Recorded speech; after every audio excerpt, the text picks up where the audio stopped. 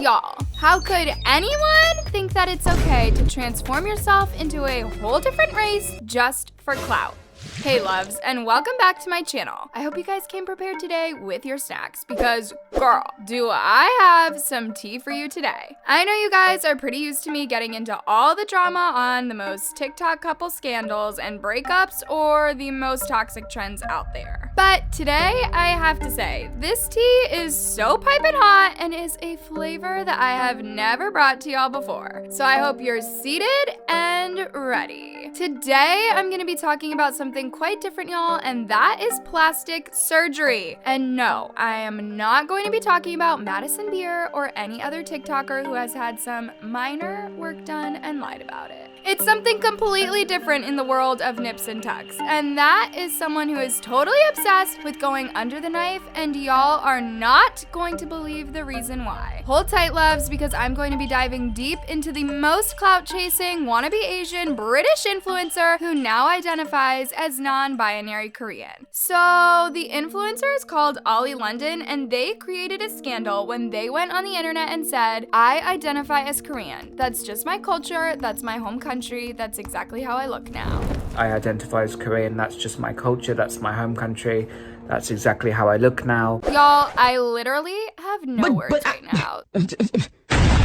So I'm gonna just keep explaining this situation. Ollie is now identifying as a non-binary Korean. Apparently, this entire thing started because they were a huge fan of K-pop and particularly a fan of Park Jimin. And this super fandom led them to have over $150,000 worth of plastic surgery so they could become more Korean. IDK about you guys, but the fact that they had over $150,000 to spend on plastic surgery is low-key kind of impressive to me, but that isn't the point. Anyways, not only did they decide that they were going to identify as Korean, but they also took a Korean name, and the one that they chose is Jimin. Then you guys, in their coming out as Korean video, they basically explained that they have always struggled with identity issues and that people may be confused because no one has ever really come out as Korean before, since they have struggled over the past 8 years with their journey to become who they are and insist that they are transracial. So you guys, this is obviously super different and something we haven't ever seen before. Ollie insisting that they are transracial has become super controversial, but despite any backlash or controversy, it is something that they have been insisting on all over the internet. This has caused a lot of people to have mixed feelings and opinions, but we will get to that later. For now, let's just start at the very beginning with what Ollie had to say about being a transracial person. Transracial is a thing. I invented it. If you can be transgender, you can be transracial. Live your life to the fullest, be who you want to be, and spread love.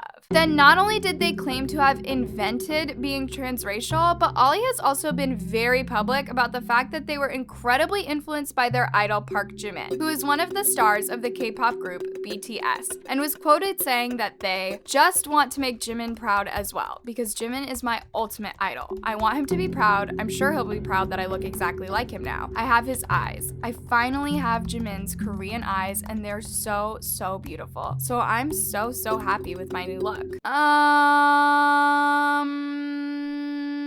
I'm just gonna let y'all think about that one for a sec, because all I have to say is I hope that BTS has some major security detail. Anyways, not only has Ollie expressed their interest in looking exactly like Jimin, but they also admitted that they are extremely happy when people actually think they are Jimin. Loves, there is literally no way to deny the obsession that Ollie has with Jimin is so real and highly concerning. In addition to Ollie spending over $150K on surgeries to look exactly like the K-pop sensation, Ollie also confessed to having purchased over 5,000 copies of a specific K-pop magazine that featured articles about BTS. And as if that wasn't enough, Ollie bought the 5,000 copies at the beginning of quarantine, claiming that they have that many copies of the magazine and that was the only thing they needed to survive quarantine and the pandemic. You know, most people were out there buying essentials like toilet paper and hand soap, but that's none of my business. As if this all wasn't enough to call the crazy police. Once they had the necessary 5,000 copies of the magazine, they took their cardboard cutout of Jimin and held a wedding to the cardboard cutout in Las Vegas. Wild ride, complete complete with a pink Cadillac. Ollie rolled through Vegas with his cardboard cutout of Jimin by his side as the pair were driven by an Elvis impersonator to the chapel. After giving his betrothed a very big smooch, Ollie signed the official marriage certificate. Now, call me crazy, but I'd imagine he had to sign it for cardboard Jimin too. Then the newlywed Ollie sat down for some celebratory drinks with friends, but strangely, cardboard Jimin didn't really seem like he was in the mood to toss back any Prosecco. Y'all, this is taking what happens in Vegas stays in Vegas to a whole nother level. Is this like even legal? Between the $150,000 surgeries, 50 boxes of magazines, and a wedding to a cardboard cutout, it's safe to say that this is a full-on obsession. And there is definitely some cause for concern. So, you guys, clearly this has sparked a lot of controversy on the internet for many, many reasons. And before I say anything else, I just have to say that if any of y'all start getting plastic surgery to look more like me, I'm going to be majorly freaked out, especially because y'all don't even know what I actually look like.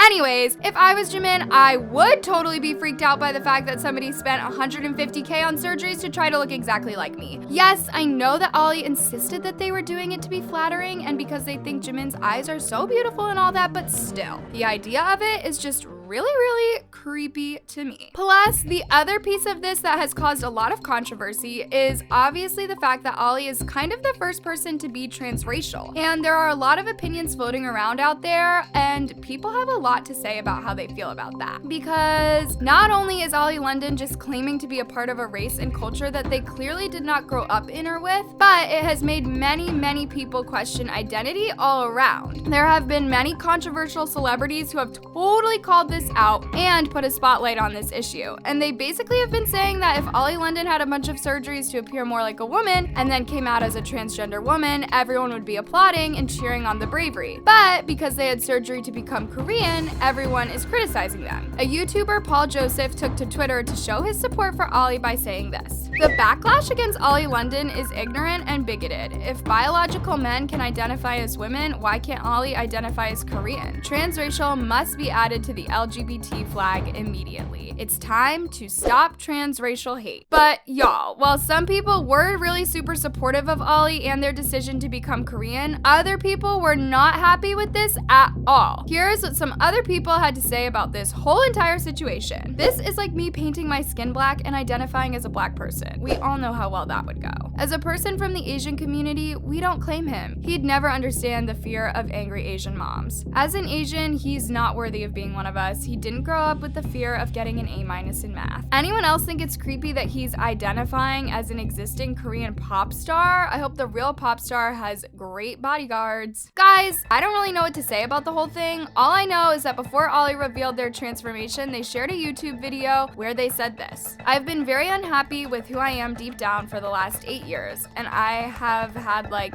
18 plastic surgeries now. I've just had a facelift, a brow lift, a temple lift, an eye surgery, a canthoplasty, and my teeth done as well. These are just part of my transition. I'm feeling really good. For the first time in my life, I feel beautiful. I'm looking in the mirror and I love the way I look and feel happy, and I hope people can respect my decision." Ugh, it breaks my heart when I hear that people are unhappy or uncomfortable in their own body. But what do you guys think of Ollie? Are they wrong to call themselves Korean, or do you think that people can be transracial? Can't wait to read all of your comments and opinions down below. I love you so much!